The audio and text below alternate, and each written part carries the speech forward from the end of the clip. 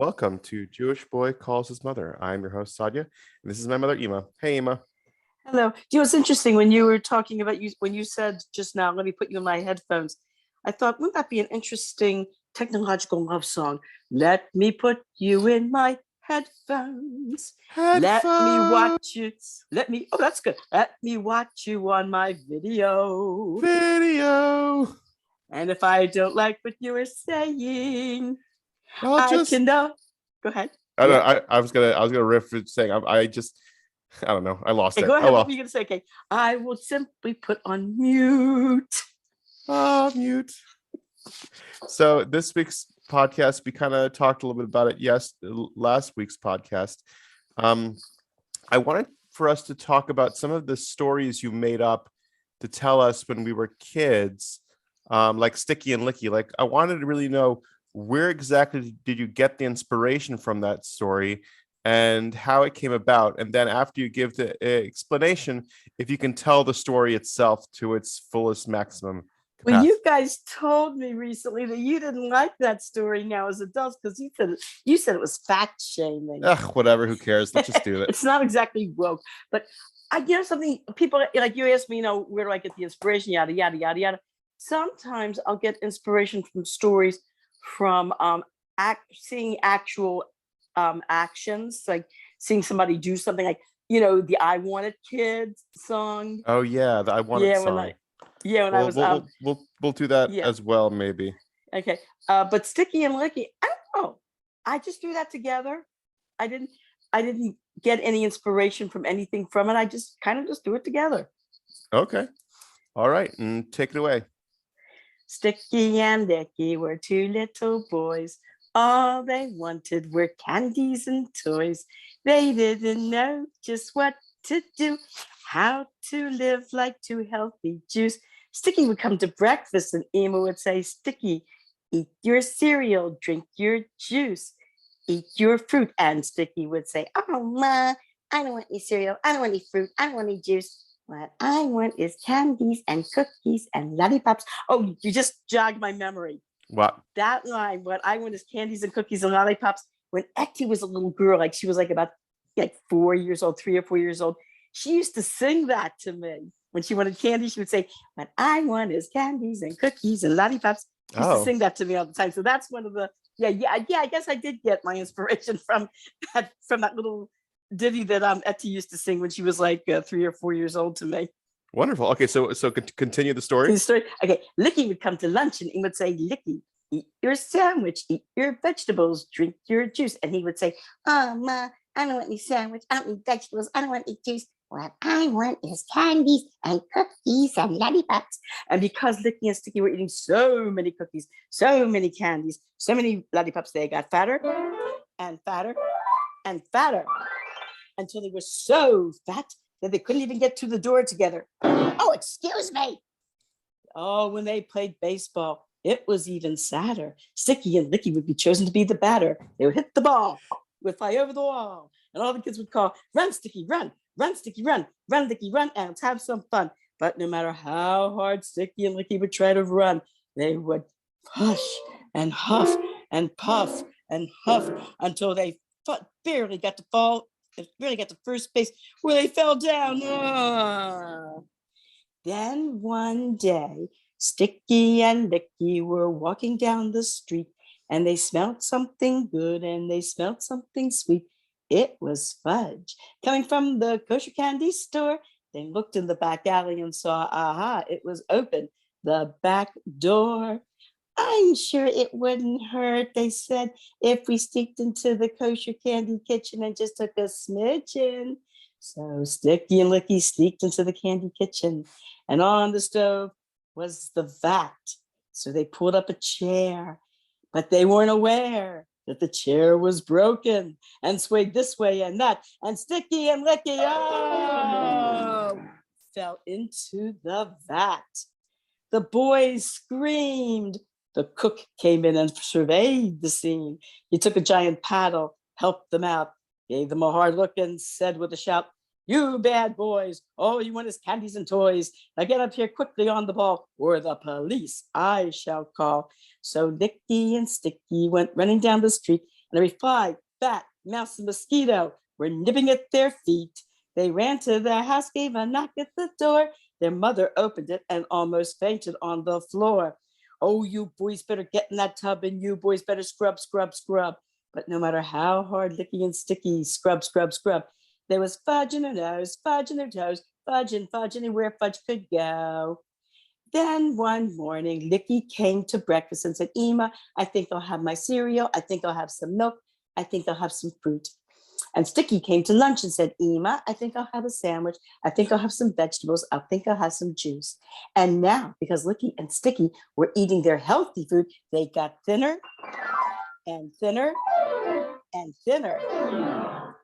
Now they were thin enough that they could run and jump and play just like all the other kids. No one calls them Licky and Sticky anymore. They call them by their real names, Moshe and Chaim, except when they're calling them by their new nicknames, Trim and Slim. Awesome. I love it. So you also had a few other stories, and it's funny because one of these stories that you had when we were kids actually came out to be a regular. Someone else got the same. It's called like I think parallel thinking, but someone else had a similar story that they wrote about. Is the Chalado story? Yes, right. I read the one that the lady published, and it's kind of a little bit on the same lines, but not quite. Okay. The stories are very, very different. Can you explain that, please? The Chalado story, right? It's Etienne. You want the whole story? Or you want a synopsis? Well, you could give a synopsis. It's fine. I think, and okay, because I tell this story, it's going to take a while.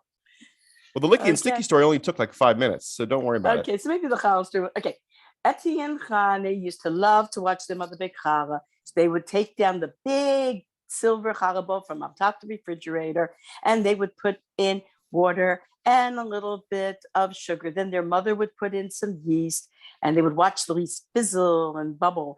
Then they would put in flour and oil and eggs and a little bit of salt. And then they would wash their hands very, very well with soap and water and mix and mix and mix and mix until it was a nice sticky dough. Then their mother would put her hand on the challah. She would say the bracha, Baruch Hashem, Elkeinu Melech Asher Kashem Mitzvah Savatzipen Hafish Challah, and take a little piece of the challah dough and then put it on silver foil and burn it up on the stove. Then Etienne Chani would take out the baking pan and they would shape the challah dough into beautiful loaves and bake it in the oven. Now, something very exciting happened at their house. Their parents bought them a play set for their backyard.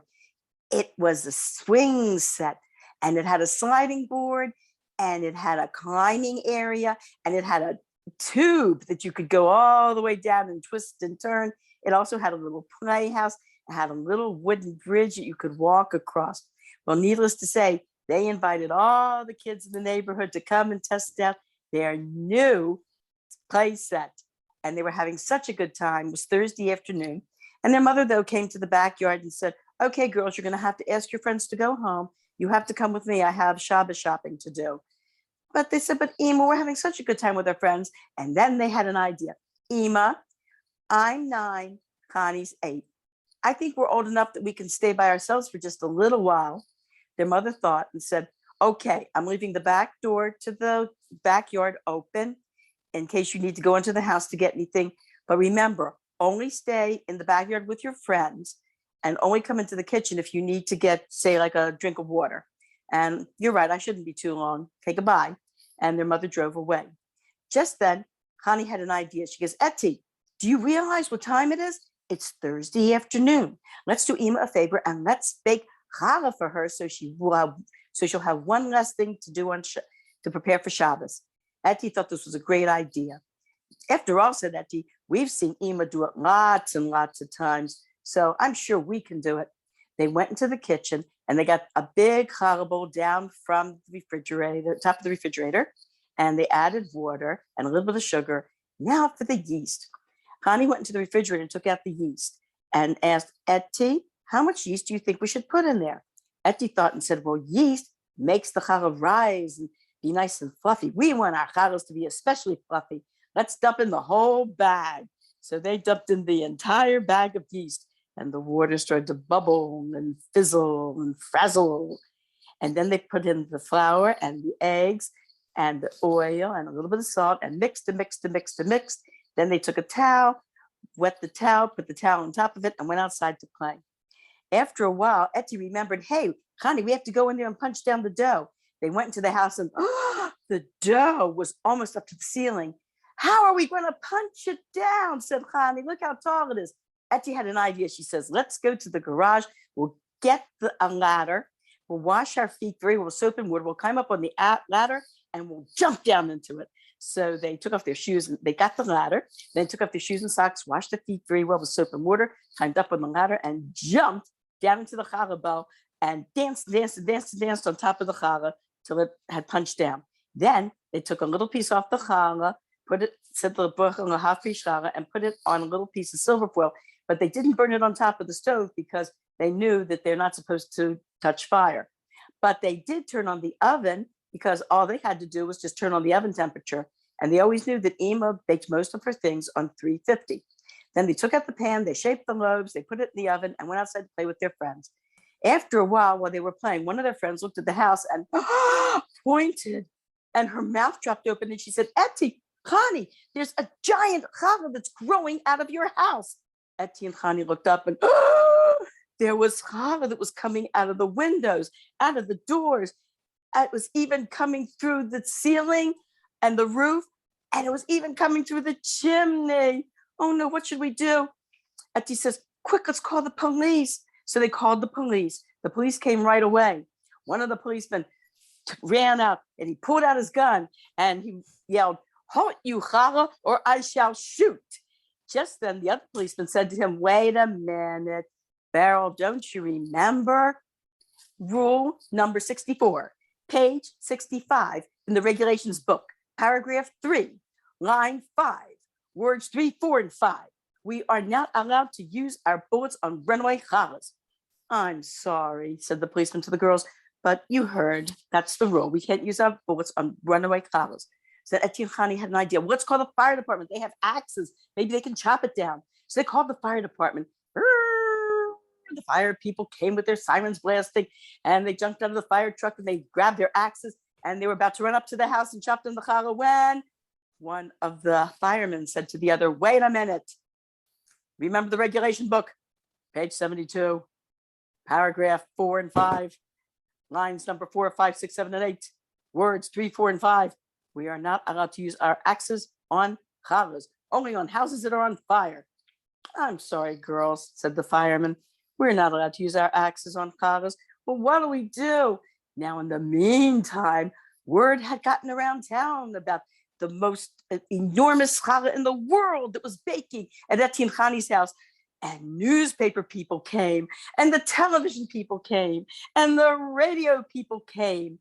Just then, one of the news anchors said, hello, this is Mrs. Ishtov. I'm broadcasting from station 613, and we are reporting on the world's most enormous challah, and here are the two girls that baked it. Etty and Connie, tell everybody, how do you feel about being the bakers of the world's most enormous challah? And all Etty and Connie could do was cry. Just then Ima and Tati pulled up in their cars. They ran over to the girls and said, what is going on here? Etty and Connie said, we tried to bake challah and we wanted to surprise you. Well, you certainly have, said their mother. Just then, one of Etty and Connie's friends had an idea. She said, hey, the firemen are here with their hoses. They have water. Let's all run home and get our quarts, and everybody will wash for Hamotzi, all the fire people, the police people, and all the news and radio and television people, and all our neighbors, and we're all going to eat it down. Great idea, everyone said. So the firemen filled up everyone's quarts with water. Everyone washed Netilas Yadayim. Everyone said the bracha Hamotzi Lechem and Arts together, and then everyone ran up to the house and started to eat and eat and eat and eat. Everyone had to agree the challah was absolutely delicious. And after all the challah was gone, the police went home, the firemen went home, the newspaper, television, radio people went home, and all the neighbors, children, and all the neighbors went home. It was time to eat dinner.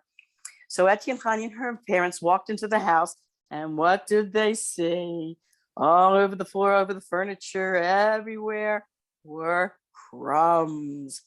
Okay, girls, said their mother, you know where the broom and the dustpan is, and you know where the vacuum cleaners are. Get to work. As Etienne Khani went to get the vacuum cleaners and the brooms and the dustpan, they heard something in the distance that got louder, louder, and louder. Squawk, squawk, squeak, squeak. It was birds. Hundreds of them flew into the house and ate up every single crumb. The next morning, Friday morning, their mother called the girls to the kitchen. Girls, we're going to bake challah. She filled up the challah bowl with water, added some sugar, and then she took out the bag of yeast and took a teaspoon and said, now, girls, watch. See, 1 spoonful of yeast. Cute. The end. The end. I like that story. What inspired you, just from watching Etienne Khani, make challah? You just came up with that idea afterwards, or? Well, the idea of the story was from as an adaptation of a story that was very popular that the librarian read to us in first grade. It was called The Duchess Bakes a Cake. Oh. And it was about, of course, it takes place in medieval England. It's a children's story. It's like first grade, second grade level. And the Duchess has never baked before, and she wants to bake a cake. So she goes to the kitchen, and the cook tries to, discourage her and say, hey, you're royalty. You've never baked anything before. And the Duchess tells the cook, don't tell me what to do. I'll be okay. And so the Duchess adds all this, doesn't know how much yeast to add to the cake. So she adds a whole bunch of yeast to the cake. And it winds up where when she's trying to punch it down, it keeps rising and rising and rising with her on it. So she's way, way up in the air on top of the cake that has risen very high in the sky. In the meantime, of course, the king and queen come, and the king says, why don't you come down here and bow to we're here. You should be bowing to the king and queen. So she said, I would, your royal highness, except that I'm way up here. He says, well, come down. I can't. I'm up too high. So the people in the kingdom were trying to figure out a way of how to get the Duchess down. So then they have an idea that the Duchess would eat the cake from the top, and they would eat the cake from the bottom. And that's how they would get the Duchess down. Oh, interesting. We were also going to talk about the I Want It kid. Yes. The I Want It kid was based on a real kid I saw by a family that I was spending Shabbos with.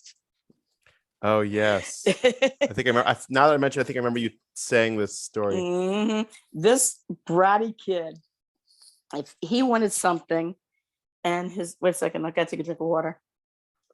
Okay. If he wanted something and his mother said no, it was horrible. He would just scream and scream. In fact, he would even hit her. He would run all over the house yelling, I want it, I want it, I want it, and even hit his mother and do a total temper tantrum until she would give in to him. She would always give in to this kid. And I'll tell you that, I guess I'm not about to criticize any parent, I guess, except when your brother Yehuda, I just swore at the time that no kid of mine is going to act like that. And there was one time when Yehuda started to, when he was like 8 years old, I think, he tried to pull that on me. On, I want it for something that, I told him he couldn't have. So I just put my hand up in the air and I said, you want it? And he looked up at me and said, on second thought, I think I can do without it. That was pretty smart for an 8-year-old kid. Maybe that's why he's a lawyer now. Yeah, that is pretty funny. I'm trying to think of others. I know you said this story isn't really your story. But you said it really well when we were growing up. It was the what's it called story? The Tuvia and Gittel story. Oh, Tuvia and Gittel. That's it. Yeah, that's for some reason I think that's one of the most popular stories that you kids enjoyed. That's was an adaptation of a Baal Shem Tov story, and there's a lot of different versions. I've come across it in a lot of different books on Hasidic stories. One version is that it occurred in an apartment building. I think it took place somewhere in the Ukraine. Mm-hmm. Another version is that it was Baal Shem Tov version is that it was a house. it's the basic gist of the story. I'm not going to tell the whole story, but Yeah, the no, basic, no. gist of the story is, of course, that these very, very wealthy people um, uh, own this very, lovely mansion, very Yeah, wealthy, and they. Yeah, I'm sorry. Go ahead. no. So Yeah, basically, yeah. it's called. It was in the city of Posen, and it was Rabbi Baruch Botlin, the great grandfather of Mishnah Zalman of Chabad. He lived at a ten. It's a whole different story. It's interesting. I'll post it up on the Facebook Uh-huh. on the Facebook group. Because I know when I came across it, in Tales of the Baal Shem Tov. And but it does. The irony is that in Tales of the Baal Shem Tov, not all the stories about the Baal Shem Tov. There are stories that were members of, you might say, they were called the Kot. It was the Baal Shem Tov, and it was Reb Adam Baal Shem, and this story was Rebbe. Oh God, Rebbe. Oh darn it, who was the Rebbe in this story? Which one? And Tuvia and Gittel. That isn't that something I forgot. I forgot his name. I don't remember. I remember you saying it. I don't remember. Rebbe. Oh darn, I forgot it. Let me see. This Rebbe Baal Shem was in one story, and darn it, I forgot the man's name. I'm always told the story. I always know the man's name, but the gist of the story is that after they died, that Gittel, they were, Tuvia was a very big Baal Tzedakah, but his problem was he, instead of learning Torah and instead of davening, he was always hanging out at the local pub, playing cards and drinking. Yeah. And Gittel was a very big Baal Tzedakah. She helped a lot of poor women who had just given birth, who were sick, and she would always, help them with the kids and help with the household chores with them because they couldn't afford help. And she was always there to, she would bring toys for the children and all sorts of goodies that she had baked and prepared. It's in essence, it's a story, whether it's real or not. It's really saying like your deeds affect the environment, and the good deeds affect it in a positive way, and your not good deeds affect it in a not good way. Yeah, and the end of the story, the end of the story was it ended on a very, very good note. And but the problem is that they have their faults, and Gittel's fault was that she used to, she had a temper, and she would scream and curse at people. Of course, I took that to, I made that the curse. I made, of course, her curses were that one of the curses was she cursed her friend Sprinter that she should have a pack of brats just like her, and Sprinter that summer gave birth to sextuplets girls like her, and that she cursed out the baker and told him one day he should be rolling in dough.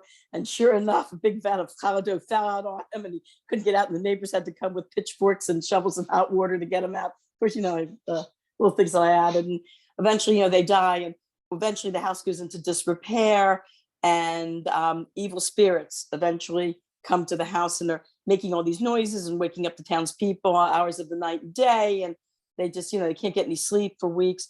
So they, Yoel, Rebbe Yoel, that was it. Rebbe Yoel, he was one of the Kubbalists that was part of the Baal Shem Tov's group. So the townspeople call Rebbe Yoel to come and get rid of the evil spirits. Yes. And Rebbe Yoel, right. So the way he does it is he tells them they're going to bring a Sefer Torah and Sepharim, that they are going, he needs 10 men, they're going to make a minyan and daven Thursday afternoon mincha and read from the Torah.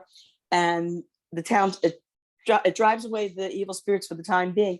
But then after a while, they hear the noise again. And this time when they go to the house, they realize the evil spirits tricked them, and now we're in the basement. So he says he needs 3 very brave men to make a din Torah. And they go down to the basement, and he calls the evil spirits, using his Kabbalistic powers, he calls the evil spirits to a din Torah, and the evil spirits say that they're the evil spirits that were created. Now, the original story puts all the blame on Gittel, that they're the evil spirits that were created by Gittel's curses. So I changed it because I felt Tuvia was just as responsible. Why did these stories have to put all the blame on the woman? So I said, when I told the story, I said, and Tuvia's not making minyanim and not learning Torah. So he had artistic integrity and changed up the story a little bit. Well, I felt it was only fair. Sure. The people who wrote these stories were men, and they did nothing but get on poor Gittel's case. They didn't give Tuvia any responsibility in this. So, of course, the end of the story is that the evil spirits say that they have the right to the property because they're the evil spirits that are a result of Gil's curses and Tuvia not going to Minyanim and learning Torah. So he says, well, evil spirits have no more right to inherit property than good malachim that are created by Torah and mitzvahs. He says, therefore, you have to leave. And of course, the evil spirits leave. And then Rebbe Yol advises the townspeople that if they want to keep the evil spirits away forever, they should fix up Tuvia and Gittel's old mansion and make it into a base medrash. And so they do that. All the townspeople come. Of course, and I include you children. Yeah. That I gave each and every one of you like a little like a job that you guys did to put the mansion together to make it into the nice shul. And then when it comes time to dedicating the shul, they have this big sheet over a plaque that's over the porch. And they pull down the sheet and the plaque reads, "This base medrash is dedicated to the memory of Tuvia and Gittel that taught us all the great mitzvah of Avos Yisrael." And that's how I ended the story. Wonderful. Alrighty. That's our time. Alrighty. I love you. Love you, honey. I'll show you. I'll tell you more about the process and how well this episode goes. Okay, thanks, honey. Love you. Have a great Shabbos. You too. Bye-bye.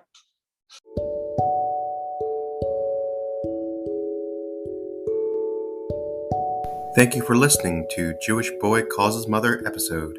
Please like and subscribe our Facebook group at Jewish Boy Calls His Mother podcast and check out our YouTube channel, Jewish Boy Calls His Mother. I know you'd like it, and my mother would appreciate it too.